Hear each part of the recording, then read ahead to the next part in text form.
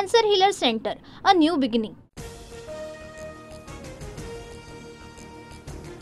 Comedian Kunal कामराला मद्रास उच्च न्यायालयाचा दिलासा. कामराला 7 एप्रिलपर्यंत अटक न करण्याचे आदेश. एकनाथ शिंदेंवर व्यंगात्मक गाणं केल्याप्रकरणी कामरावर गुन्हा. 31 मार्चला कुणाल कामरा मुंबई पोलिसांसमोर चौकशीसाठी हजर राहणार. कामराला मुंबईत येऊन कोर्टात रीतसर जामीन मिळवणं आवश्यक. यापूर्वी दिलेल्या समन्सवेळी कामराची अनुपस्थिती.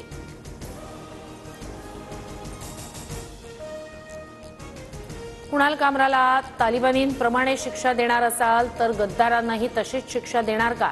कामराला 3rd डिग्री देण्याच्या शंभूराज देसाईंच्या इशाऱ्यानंतर राऊतांचा निशाणा.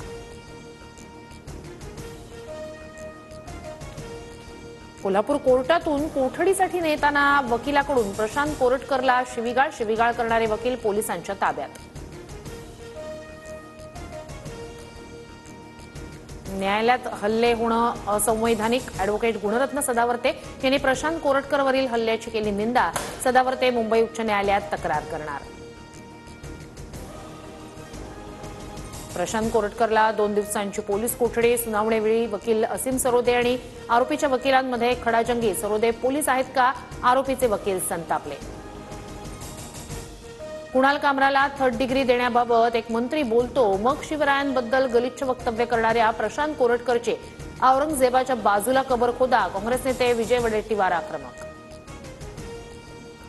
नोकरीतील डील सोबतच वडिलांच्या अफेअरमुळे दिशा सालियान तणावात होती. यामुळेच दिशाची आत्महत्या. मालवणी पोलिसांच्या क्लोजर रिपोर्टमधून मृत्यू संदर्भातील निष्कर्ष समोर. ईदच्या दिवशी हिंदू मुस्लिम दंगल, जाळपोळ आणि बॉम्बस्फोटाचा इशारा.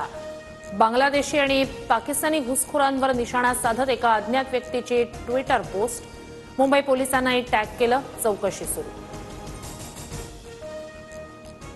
पंतप्रधान नरेंद्र मोदी TV9 नेटवर्कच्या कार्यक्रमात सहभागी. व्हॉट इंडिया थिंक्स टुडेमध्ये मोदींकडून देशाच्या प्रगतीचा आढावा. मागील काही वर्षात भारतानं केलेल्या गौरवशाली कामगिरीचा उल्लेख. देशाला लुटणाऱ्यांवर पैसे परत करण्याची वेळ. ईडीकडून आजपर्यंत 22,000 कोटींची वसुली. ज्यांचा पैसा लुटला होता त्यांच्याकडे हा पैसा कायद्यानुसार पोहोचवला जातोय. पंतप्रधान मोदींचा विरोधकांवर निशाणा.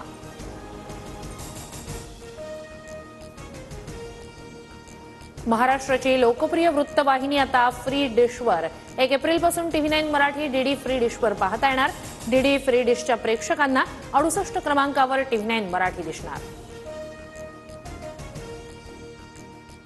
Cancer Healer Center, a new beginning.